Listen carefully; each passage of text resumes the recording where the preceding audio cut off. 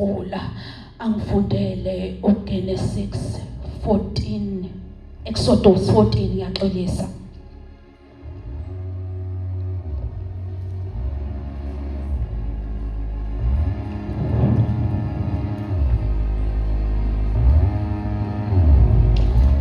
Exodus 14 siqala lapha nje ku13 up to 20. Hallelujah.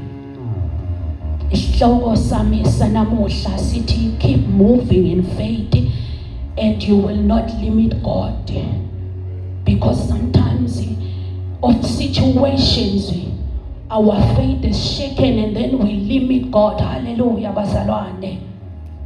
Amen. Our scripture reading is taken from the book of Exodus chapter 14. We are reading from verse 13 to verse 20. Verse 13. Kepha uMose wathi kubantu, ningesabi, qinani, nibone ukukhululwa uSimakade azolenzela khona namuhla. Ngokuba laba baseGibhithe enibabona namuhla angisaye kuphinde nibabone naphakade. uSimakade uzonilwela, nina thulani du. uSimakade wathi kuMose, ukhalelani kimi na? Khuluma kubantu bakwa-Israyeli ukuba bahambe. Wena phakamisa induku yakho, welulele isandla sakho phezu kolwandle, ulwehlukanise. Yikhona abantu bakwa-Israyeli bezodabula ulwandle, behamba emhlabathini owomileyo. Mina ngiyakuyenza lukhuni inhliziyo yabaseGibhithe ukuze banilandele. Ngiyofumana udumo nguFaro nangayo yonke impi yakhe, izinqola zakhe zempi nabagibele amahashi. abaseGibhithe bayakwazi ukuthi nginguSimakade lapho sengizitholele udumo nguFaro nezinqola zakhe zempi nangabagibele amahashi. Ingelosi kaSimakade eyayihamba phambi kwempi yabakwa-Israyeli yasuka yaya ngemuva kwabo, nensika yefu eyayihamba phambi kwabo yasuka yaba ngemuva kwabo. Yaba phakathi kwempi yabaseGibhithe nempi yabakwa-Israyeli kwakukhona ifu nokumnyama. Ifu lakhanyisa ebusuku, kodwa akekho owasondela komunye ubusuku bonke. Amen. Amen. I'll just read the other verses as the Holy Spirit directed me. I'm not going to read them all because of time, but I'll read what the Holy Spirit told me to read. So really, Moses ngizofunda u13, ngifunda u14, ngifunda u16, bese ngiza lapha u19. Moses answered the people, do not be afraid. Stand firm and you'll see the deliverance the Lord will bring to you today. The Egyptians you see today, you will never see again. The Lord will fight for you. You need only to be still. Raise your staff and stretch out your hand over the sea to divide the water so that the Israelites can go through the sea on dry land. 19. Then the angel of God, who had been traveling in front of the Israel army, withdrew and went behind them. The pillar of cloud also moved from in front and stood behind them. Hallelujah. Amen. Lord, bless the reading of your word. Nkulunkulu namandla onke. Baba nanamuhla ntambama Nkulunkulu othembakeleyo. Khuluma Nkosi ngezwi lakho Nkulunkulu othembakeleyo. Abantwana bakho bagqugquzeleke Nkulunkulu namandla.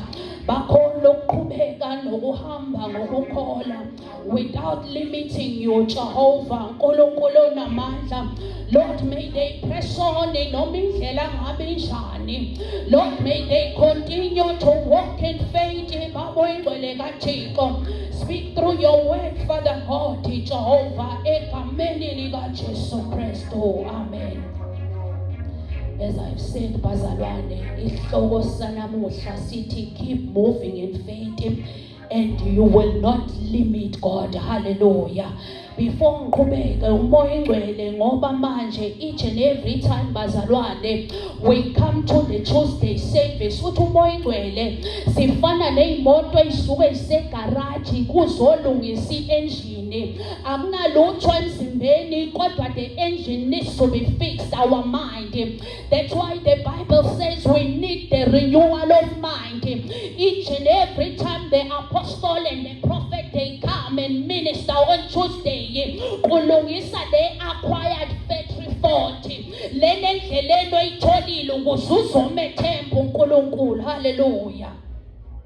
Uma ngizofunda nje la encwadi moya engcwele uthi angiyifunde so that we may not limit God according to the circumstances that we see, because sometimes siba nezimo esibhekana nazo and then ukholo lwethu lontengantenge kutholakala ukuthi wesenze njani, we are limiting God. Ithi incwadi lapha kuBilly Winston uthi we are the imitators, Ephesians 5 verse 1, because he wants his will to be done on earth. Luke verse 2 low. So when we his partner on earth insist on thinking small, it limits what he wants to do. Small thinking never breeds great things. Small vision yields to small result. Wrong thinking produces low kingdom result. Friends, to many believers we operating this way and it does not glorify God. We must stop limiting him by our lack of faith. Hallelujah.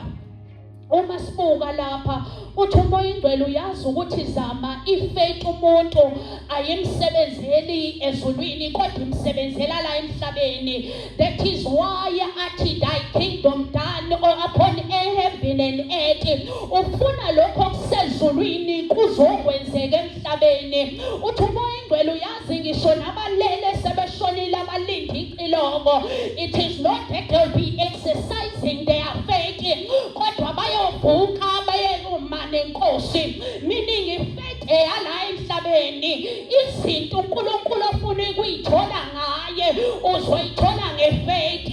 Izinto uNkulunkulu omthembe ngazo uzoyithola ngefaith. Hallelujah bazalwane. Sengena endabeni yanamuhla bengithi angidlungise lokho ukuthi may we not limit God. I'm not sure what we are facing, but don't limit God. When I keep walking in faith, hallelujah. Uma sibuka uExodus 14 ukhuluma ngoMoses nabantwana base-Israel sebephumile eGibhithe. uExodus incwadi ekhuluma ngomuntu ophuma lapha aye lapha, which means babephuma babeyigroup bephume eGibhithe. Remember Moses wayewumuntu okhulele khona eGibhithe, watholwa indodakazi kaFaro. Umimthola indodakazi kaFaro wakhulela kuphi ephalesi ekhula namaGibhithe, wafunda indlela abenza ngayo. Ubaleka nje sebuye ezolanda ama-Israyeli, ubaleka ngoba waqala wabulala umuntu, ilento embulalayo. Uma umuntu wecebo akukhathaleki ukuthi ukhule kanjani, akukhathaleki ukuthi ubhekana nani, akukhathaleki ukuthi zikushaya kanjani, kodwa wena keep moving in faith. Ngoba uMoses noma wayekhula ekhule ephalesi wahlala emanjini alikaze lashintsha icebo. He kept moving in faith. Hallelujah bazalwane. That's what we are going to do today. uNkulunkulu onamandla onke lithi izwi lapha kuverse 14 asimfundanga lithi they camp babemaphume eGibhithe. Uthi uNkulunkulu hambani niyokhempa, nikhempe opposite the Baali Ziboni, nikhempe nilinde khona. You know sometimes isitha siyakwenza ukuthi ukhempe kanti wena umele ucrossa over to the Red Sea. Uvuke ekuseni u-offended, uvuke ekuseni usalimele, uvuke ekuseni ukhathazekile. Namuhla ngiyamemezela masukhempa. We are moving on. Hallelujah bazalwane. Lithi iBhayibheli uma sebemove on, uma beqhamuka, lithi iBhayibheli, and God says, I will gain glory. uNkulunkulu wayefuna ukuthola udumo through uFaro namaGibhelayithi. uNkulunkulu akakhatheli situation. The Red Sea stands for your situation. The Egypt and the Pharaoh, hallelujah bazalwane, amelizimo obhekene nazo. uNkulunkulu akakhathazeki by the Red Sea that you see, but uNkulunkulu ukhathaza uFaro and the Egypt and the Gibeonites bazalwane. That is why you need to keep moving in faith. Hallelujah. 2, uthi maye uNkulunkulu la izweni lakhe, and Pharaoh says, have let the Israelites, uFaro uthi sesibadedelile and we have lost their service. Uma ubhekene nezimo zikushaya bazalwane, zifuna wena uhlala usebenzela zona, zifuna wena uhlala ubheke zona. Lithi iBhayibheli bakhathazeka ukuthi laba sesibadedelile. Nanamuhla noma isimo sibheka, izimo esibhekana nazo, they are spiritually. With every anger there's a spirit, with everything there's a spirit, with every divorce there's a spirit. Ukuthi we have lost the service. Ubunaki izimo zakho, isitho sithi ho ngimthola lona, nanamuhla usanginakile, nanamuhla usakhathazeke ngami, nanamuhla usadidekile. Kanti indaba yikho kuFaro, indaba yikho kumaGibhithe, indaba ithi wena olwandle olubomvu ngoba mina ngimkhiphile. Remember when they came out, uma bephuma eGibhithe baphuma beqebile, lisho njalo. Kodwa kutholakala ukuthi uFaro namasosha akhe bayaqhamuka, kutholakala ukuthi bayakhala. Sometimes ikhaliswa izigi, babekhaliswa izigi, bekhaliswa izigi zikaFaro ziqhamuka laphayana. How much? Sometimes ikhaliswa ukuthi uNkulunkulu akawuphendula umsebenzi awukawutholi, ukhaliswa izigi. Mukhulu uNkulunkulu umsebenzi akubekele wona. That is why you need to keep moving in faith. That is why you need to keep pressing on. That is why you need to walk in abundance of God and not limiting them. Lithi iBhayibheli mabeqhamuka, ama-Israelites akhathazeka, aqala complain bazalwane, athi kwakungcono ukuthi sibuyele emuva ezwini lokugqila siyofela khona. How many times do we complain? Because we see the Pharaohs and the amaGibhithe esihuba. Kodwa lithi iBhayibheli uma behamba bahambi bodwa, bahamba nensika yefo, bahamba nensika yomlilo, ayikazi bashiye. Uyabona ukuthi yibo lapha, it's the Pharaoh and the Egyptians. Ngapha ulwandle olubomvu, the pillar of fire, the pillar of kathi lokhi nabo. Mawuhamba ngefaith uNkulunkulu methemba, there will always be opposition ephikisana necebo likaNkulunkulu emumva nangaphambili. Uzokwenze njani when you keep moving in faith? Umethemba uNkulunkulu akukhathaleki ulwandle lungakanani. Asazi ulwandle obhekene nalo. Maybe ulwandle obhekene nalo it's unemployment. Maybe ulwandle obhekene nalo bayakuvukela emsebenzini. Maybe ulwandle obhekene nalo ukhathazekile. Maybe ulwandle obhekene nalo abantwana abasebenzi. Ulwandle lolo obhekene nalo uNkulunkulu uthi umoya engcwele kimi uyazi ukuthi zama, I was not ngakhathazekile ngolwandle ngoba ulwandle ngangizohlukanisa vele. Yingakho ngabathathisa indawo ende, ngabahambisa indawo efishane ukuze bezobuild ireliance, bezobuild ukuthembeka kimi, bazohamba ngokukholwa. Ngoba ukusuka kwabo eGibhithe behamba in the desert, it was the walk of faith, the moving in faith, ukuthemba uNkulunkulu. Ngoba uma usibuka lesi story, it is the journey family yomzalwane okholwayo. You cannot make it without faith uma umethemba uNkulunkulu. You need to keep pressing on. Ngizomemezela ntambama ukuthi yes, the pharaohs are approaching, nabagibhithe are approaching. Wena nje ubabonela le kude. You know uNkulunkulu wenza ngabomo enkoze delay ey'theni zakho ukuze zingakufiki. That is why they just kept approaching. Bengabafici the Israelites. Ngoba uNkulunkulu wayefuna ukuzoyiveza ukuthi ungubani. Uzoyiveza buFaro labo ukuthi behambe ngokumethemba. Isimo obhekene nazo angikhathalise sikushaye kanjani. uNkulunkulu ufuna uzomethemba. Ungami ngokwakho ukuqonda, ungami ngokwakho ukwazi, kodwa ume noNkulunkulu. Haleluya. Lithi iBhayibheli uma uFaro approacha becomplain abazalwane, kwatholakala ukuthi uMose uyabaqinisa. Uma baqinisa abazalwane ubanikeza izwi elithi stand firm. Nemthembe ngicela ukulifunda lithi stand firm and you will see the deliverance the Lord will bring to you. The Egyptians you see today, you will never see them again.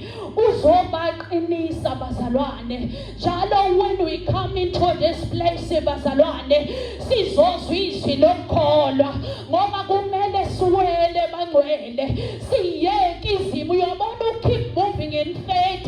Ubiza ukuthi noma ngabe uzwana uyahamba. Ubiza noma ngabe ubonana uyahamba. Ubiza noma ngabe kwenzakalani uyahamba. Ubiza ngabe kwenzakalani uyahamba. Ibhizinisi mhlawumbe kahle uyahamba. Unoma inkosi yamakhosi uthumba ingwele even the ministries athwele kanzima athabizana ukuthi bahamba abafundisi bahambe ngokukholwa even noma umfundisi because we forget them so much. Kubiza ukuthi benzeni bahambe ngokukholwa. Keep moving in faith. Stop limiting God. Stop entertaining Pharaoh. Namakipelite. Over the ocean, the Red Sea is gonna be parted. That's the end result. It's gonna be parted, bazalwane. Luzohlukanisa ulwandle. Alikaze lisuke futhi pillar of cloud and fire. Ilokhu ihamba nabo. Angazi ukuthi imuphi uFaro. Akutshela ukuthi namuhla icontract iyaphela because uma kuyiservice usukune contract naye. Ulokhu umsebenzela nje ufukuzela yena. Akutshela ukuthi situation namuhla uyaphela. I am terminating the contract by faith. I am walking in faith. Ngethemba uNkulunkulu. Hallelujah bazalwane. Lithi iBhayibheli uma be-approacha ebeqinisa uMoses ngezwi lithi wajika. Uma ejika uMose kutholakala ukuthi uma ejika uyaNkulunkulu uyakhala. Ukhala kanjani? He cries in prayer. Ukhalela ubani? Ukhalela the Israelites abangakholwa.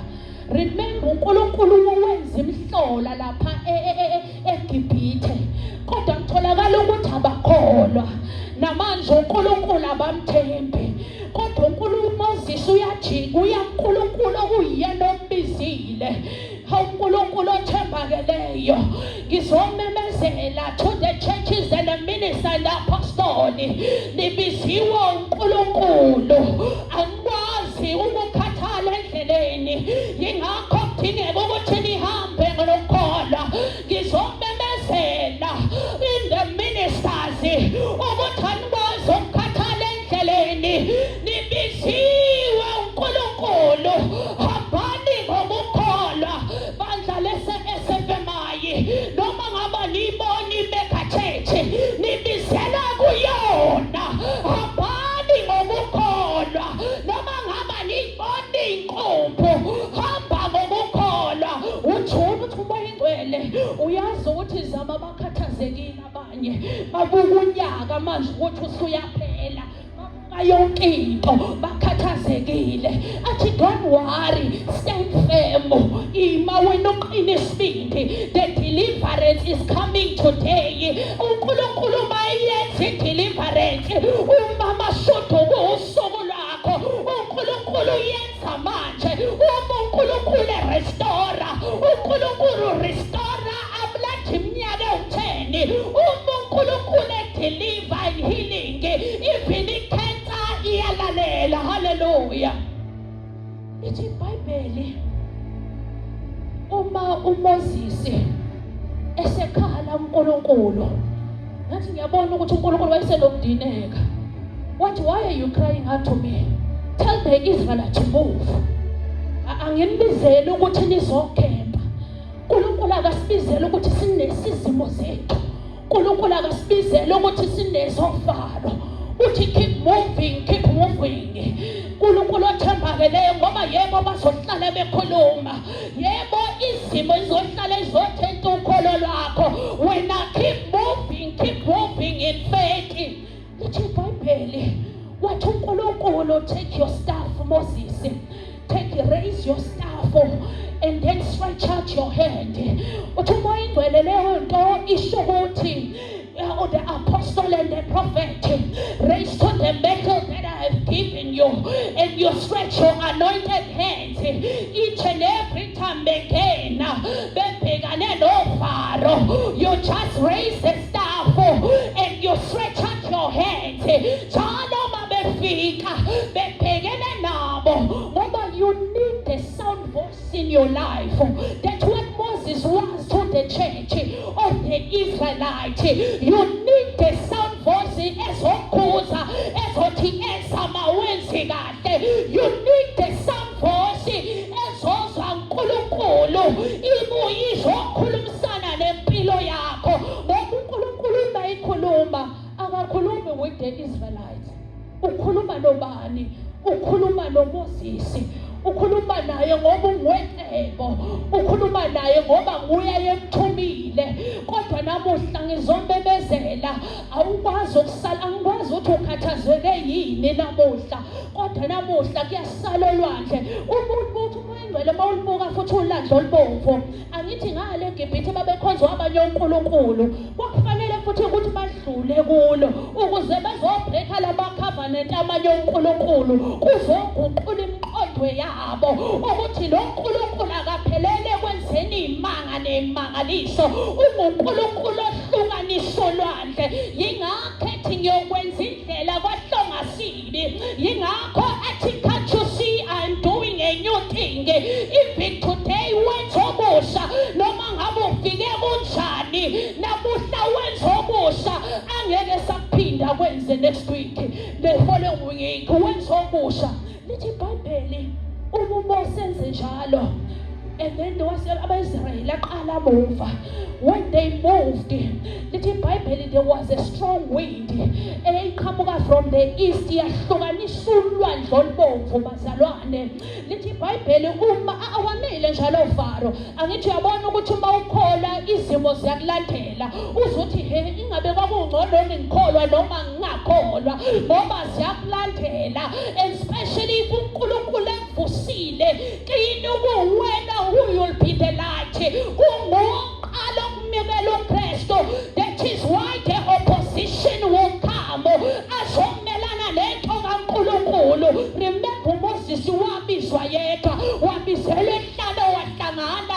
noNkulunkulu ehlahleni esivuthayo nguwe owamukela uNkulunkulu kodwa manje izimo ziyama ngiyamemezela ukuthi ziyalahlwa namuhla hallelujah lithi iBhayibheli uma bengena ama-Israelites bayeza uFaro ne-army yakhe uma bengena lithi iBhayibheli uNkulunkulu washifta the pillar of cloud yaba ngemuva of the Israelites ihlukanisa the Israelites namaGibhithe then the pillar of fire yaba ngaphambili uyabona ukuthi babehambe ebusuku laba bantu impillar of cloud yayibafihla uyazi ukuthi uma ubhekele nezimo uNkulunkulu uyakufihla ngoba wena ufuna uqhubeke nohambo akafuni uphelelwe ngamandla that is why uma ubuka kahle shuthi laba bantu babenalandela izigi zama-Israelites babengababoni ngoba babehlukaniswe yileli pillar of cloud and then the pillar of fire yayingaphambili uNkulunkulu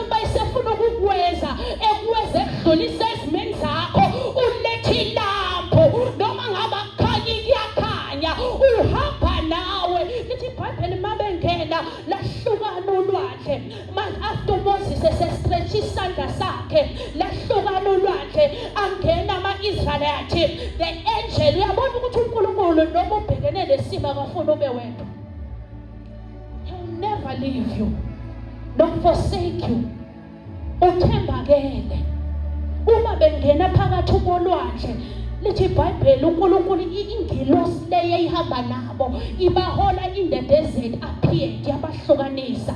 Bayahamba laba mhlawumbe bayasaba bathukile, mhlawumbe izimo obhekene nazo ziqeda amandla, kodwa mina ngithi qhubeka uhambe ngokukholwa, qhubeka ungamlimiti uNkulunkulu, ngoba ngalesi sikhathi the-Israelites ebona uFaro ne-army yakhe, they were limiting God. Bebona ukuthi uNkulunkulu mncane kunalolu lwandle ne-army, kanti Nkosi yami uNkulunkulu mkhulu kunezimo esibhekene nazo. Ufuna wena unyathele ngathi awuboni, unyathele ungabheki emuva. Lithi iBhayibheli mabewela wawulokhu ushila umoya, uNkulunkulu emile. Wayenza nomangaliso lapho, wahlukanisa ulwandle. Uthi umoya engcwele uyabona uNkulunkulu uma sefuna ukudlulisa olwandle olubomvu, umuntu ulwandle, umuntu buka nje ebheke ngasekhaya awuyiboni ending, you can't see the ending. But when God ekudlulisa olwandle olubomvu ebalise koFaro namaGibhithe, uyayisondeza i-ending. Kwanyazeleka ukuthi kube ne-ending, ukuthi ulwandle lisondele bewele laba bathi geleke.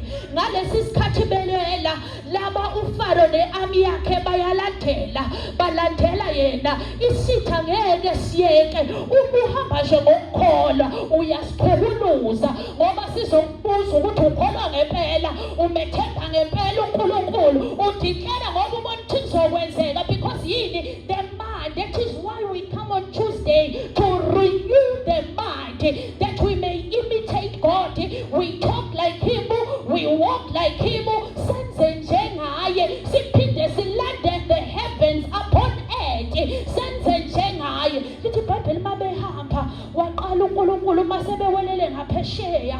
Lithi iBhayibheli wayesetha uNkulunkulu Moses, and then he brought everything into confusion. Kwaphuma ngisho amasondo, lisho njalo iBhayibheli amaGibhithe engena lapha phakathi olwandle. Lithi iBhayibheli, and God brought the confusion. Wenze njalo uNkulunkulu waswapha futhi manje the pillar of fire and the pillar of cloud. I-cloud yaba ngapha manje, the light yaba ngapha manje. Abona the Gibhithe noFaro ukuthi hayi no, siyaluza namuhla nje ngizomemezela, angazi ukuthi ubhekene nani, but you are more than a conqueror. Uyanqoba kukho konke, uyakumela uNkulunkulu, wena kwakho unyathela. Lithi iBhayibheli ngalesi sikhathi uNkulunkulu ehlukanisa ulwandle kwaba dry phansi, wakudluza ngisho amatshe, wakudluza ngisho inhlanzi, wakudluza ngisho oshaka. uNkulunkulu angeke yeke ukuthi ulimale endleleni, kodwa wena qhubeka, phokophelela ungayeki. Have consistent faith, declare with power, declare with authority. Noma ngabe ubonani, ububuka futhi uFaro ne-army yakhe akaze bebafike, baze bawelela ngaphesheya, kodwa kutholakala ukuthini akaze ebafice. Shothi thina sithuswa yini izigi zokuthi naba ney'thunzi siyababona, kodwa uNkulunkulu ethembakele ehlisa ingilosi yakhe, athi laba bayalepha, uNkulunkulu avushe umzalwane, athi laba abanawo umsebenzi, abe-1,000 abantu ababiziwe, kodwa eyakhe i-CV idontswe, ngoba uNkulunkulu othembakeleyo. Lithi iBhayibheli, when they were walking on dry ground, bewelela ngaphesheya, wathi uNkulunkulu Moses again, raise up the staff, and then bese wenze njani, and stretch out your hand. Bahamba ngani bazalwane? Bahamba ngokukholwa. uNkulunkulu wayebafundisa ukuthi thembela kimi nanoma ngabe ubhekene nani, nanoma ngabe ushayeke kangakanani, thembela kimi. Walk with faith, keep moving, ngoba ifaith faith ifuna noma udeclare ungabheki emuva. Noma ukhuleke ungabheki emuva. Ingakho babelokhu ethi akusesiso manje isikhathi sokuncenga, isikhathi sokuthi faith iproduce izinto zethu ngokukholwa kwethu. Lithi iBhayibheli uMose mayistresha lavaleka ulwandle kwasekuqala ukusa yonke lento yenzeka kumnyama. Ngoba uNkulunkulu mayisevela esezovela kuqale bemnyama. Lithi iBhayibheli uMoses waphenduka wenza njengokusho kukaNkulunkulu labuya ulwandle lamboza uFaro and the Egyptians. Hallelujah bazalwane, laba bayabuka. Ngoba uNkulunkulu yonke into ofuna ezokusha ufuna ukuthi noma bengahlangana ngawe kodwa kwenzeke njani masuphumelela bebuke, because now uFaro nama-Israyeli bafanele bebonana. Laba bevuma ukuthi siyamvuma uNkulunkulu walaba bantu, laba bangapha ngaphesheya bethi hey sihamba nomunye uNkulunkulu. Haleluya bazalwane, kuba njalo uma uhamba ngokukholwa, uhamba ngokumethemba uNkulunkulu.